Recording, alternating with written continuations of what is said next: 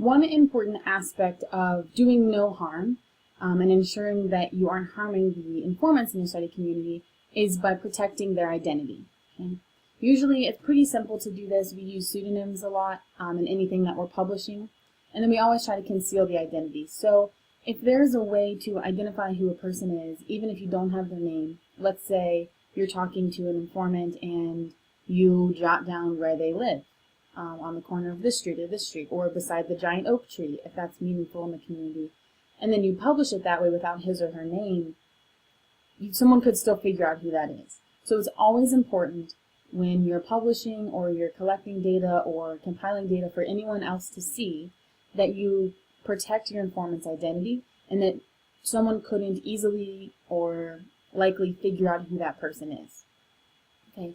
So Margaret Mead, classic anthropologist, one of the most famous. So she altered specific details about the girls she interviewed so they couldn't be identified. Okay, so some of the girls she was working with had engaged in premarital sex, which was frowned upon in the community. And so in order to protect those young women, she disguised their identity. She changed details. Now, you don't want to change important details, obviously, that would change the narrative or change the data you've collected. But if you can alter details that might protect an informant's identity, that is of utmost importance.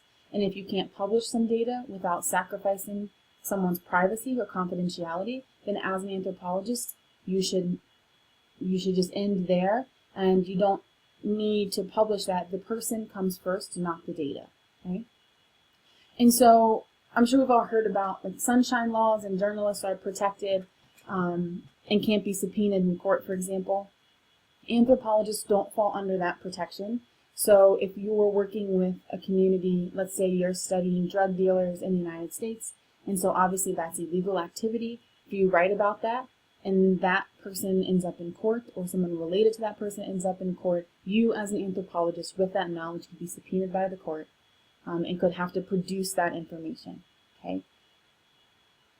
So that information, if requested by the court system, or by the law in some way, is not protected the same way a journalist meeting with someone is protected. Okay, so this is always important to keep in mind.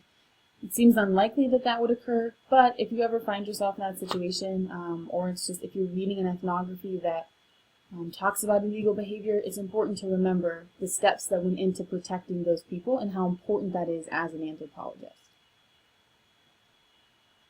All right, so then there's another idea. Who has access to field notes, right? Because the field notes aren't what's published. Right? Remember, that's what you're writing down. Those are the notes you're taking that help you remember what happened in the community. Okay? So a lot of times this does contain unaltered, unprotected, unconfidential information. I'm not sure that's a word, but we're going to go with it. And so it's not altered in any way to protect the informant's identity necessarily. Okay, when you transfer that or transcribe that or go to publish that information, that's when you want to do that. Okay, so this information might be too private for publication, right? And so what do you do with it? Who should have access to it? And remember, we just talked about the data belonging to the community. So should your field notes be accessible to the community? Yes, on one hand, the data does belong to the informants, like we already said. It's their cultural data. But on the other hand, it's also very personal data. And just because one person in that community knows about something or behaves a certain way doesn't mean that everyone in the community needs to know they do so. So think about subcultures or deviant behavior, for example, or people engaging in taboos.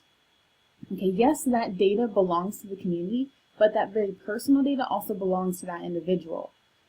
So, as an anthropologist, you have a responsibility to the community as a whole, but you also have a unique responsibility to the individuals that make up that community. And a lot of times it's a judgment call, but if you're working with the community, you should be aware already of the taboos and retaliation and things like that, things that aren't accepted in the community. And so if you have that information, you should know to protect it. A really interesting example is the use of anthropology during wartime. And so anthropologists have been hired by governments or have been doing research during times of war. And so who are you obligated to? Your government, your informants, both, neither, who are you obligated to? Okay. A lot of anthropologists have engaged in scholarly work or research during times of war or in war zones. Okay. And most recently, anthropologists were hired by the U.S. military and U.S. government to work in Iraq and Afghanistan. Okay, and this has created a really big ethical controversy. Some anthropologists argue that Americans in general, whether anthropologists or not, have a moral obligation to fight terrorism, and so these anthropologists are fulfilling that obligation. Okay, but the AAA, the American Anthropological Association, condemned this use of anthropologists during wartime to gather information, arguing that it makes them take sides, and that they're trying to balance their obligations to their country's safety and military, with their anthropological responsibilities to the community. And then also that using anthropologists in this setting could damage an anthropologist's reputation and then limit the amount of cultural data we're able to collect or the number of communities that are willing to work with an anthropologist. Okay, so aligning an anthropologist with a highly politicized, highly divisive entity like the U.S. government or the U.S. military can be damaging for the field of anthropology as a whole. Okay, so these are all kind of ethical considerations that we need to consider as anthropologists within the specific context of ethnography and methods. So as we move through the semester, we'll continue to talk about different ethical considerations in different fields of anthropology and when we're talking about different specific areas of study. But these are some overarching ones that we kind of tend to face as anthropologists.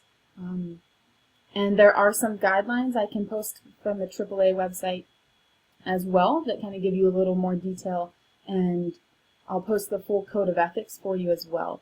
Okay,